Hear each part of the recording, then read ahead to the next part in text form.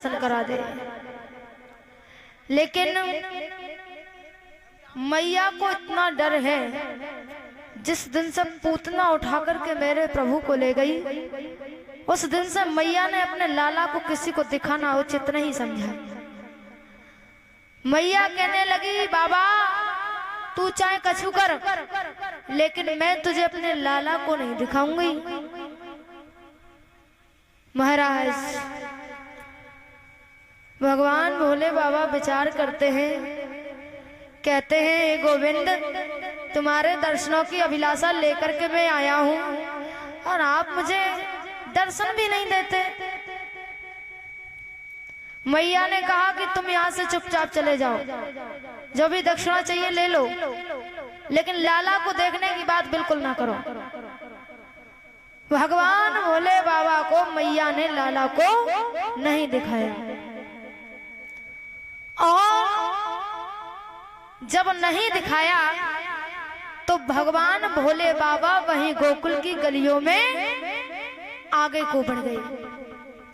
और जब आगे को बढ़े तो भोले बाबा गोविंद को याद करते हुए कह रहे हैं कि प्रभु, क्या मैं ऐसे ही लौट जाऊं, आपके दर्शन ना करूं?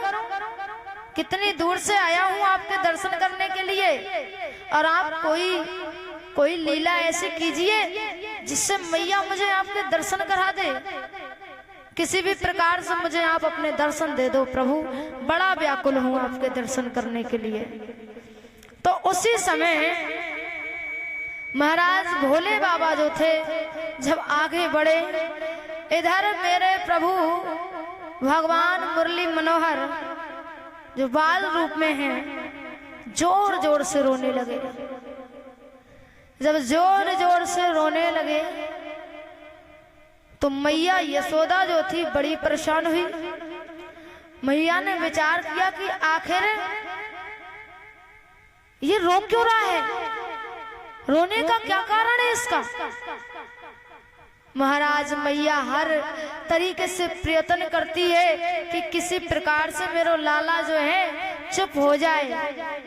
कभी लाला से कहती है, लाला चुप हो जा तो ये चंद्र खिलौना दूंगी, चुप हो जा लाला। लेकिन लाला कहाँ माने, क्योंकि लाला वैसे ही थोड़ी रो रहे हैं, रोने में बहुत बड़ी विशेषता छुपी हुई है। तो महाराज रोहिणी को बुलाया। रोहिणी ने भी काफी प्रयत्न किया लाला को छुपाने का, लेकिन भगवान जो थे महाराज नहीं चुपे। और जब नहीं चुपे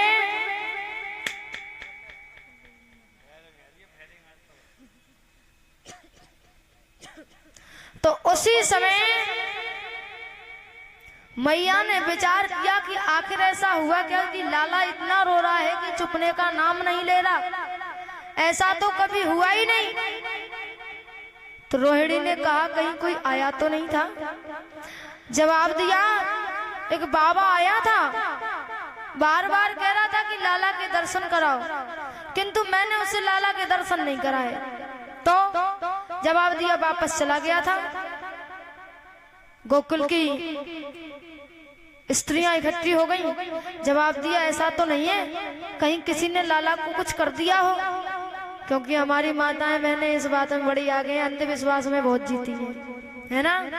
अभी घर में कहूँ की तबीयत खराब है जाए, जरा से बुखार आ जाए और 2 बार की दवा लाने में ना उतरे तो समझ लियो मैया हमारी कंगी ऊपर चक्कर चल रहा है। तो ऐसे ही मैया यशोदा जो थी वो भी इस वहम में पड़ गई, क्योंकि कहा कि हो सकता है शायद किसी ने कुछ कर दिया हो, ऐसा तो नहीं है उस बाबा ने ही कुछ कर दिया। तो कहा कि अब क्या किया जाए, लाला तो चुपने को नाम ही नहीं ले रहा। तो कहा, ऐसा करो, उस बाबा को ढूंढ करके लाओ कि कहाँ बाबा गयो तो गयो कहाँ। महाराज मैया यशोदा रोहिणी जी अब बाबा को गलियन में ढूंढे, लेकिन भोले बाबा ज्यादा दूर नहीं गए थे, क्योंकि उन्हें मालूम था कि दर्शन तो अवश्य मुझे करना है। तो देखा भोले बाबा को लेकर के आई, कहा कि बाबा ये बताओ तुमने ऐसा क्या कर दिया कि मेरा लाला चुपने का नाम ही नहीं लेता। तो कहा मैया हमने तो कुछ नहीं किया और तुमने तो हमें हमारे लाला अपने लाला को दिखाया ही नहीं है, जो वो मुझे देख करके मेरी वेशभूषा को देख करके डर जाए, रोने लगे। तो कहा ये भी बात सही है। तो भगवान भूतनाथ भोले बाबा कहने लगे मैया यदि तू मुझे अपने लाला के दर्शन करा दे तो तेरो लाला चुप जाएगा। कहा अच्छा।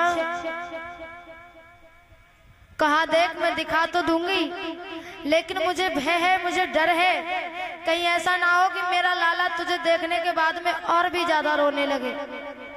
तो कहा मैया तू अपने लाला को मुझे दिखा दे।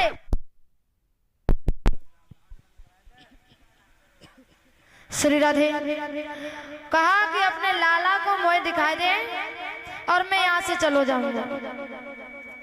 जैसे ही मैया यशोदा गोदी में भगवान को लेकर के आई, जैसे ही भोले बाबा ने दर्शन जब किए, इतने प्रसन्न हुए, इतने मन प्रसन्न हुए कि मन गदगद हो गया प्रसन्नता से। मेरे गोविंद के दर्शन पाकर के जीवन ही धन्य हो गया हो। और महाराज गोविंद के दर्शन पाकर के वहां से चले गए। बोलिए गोविंद भगवान की जय, वृंदावन बिहारी लाल की जय।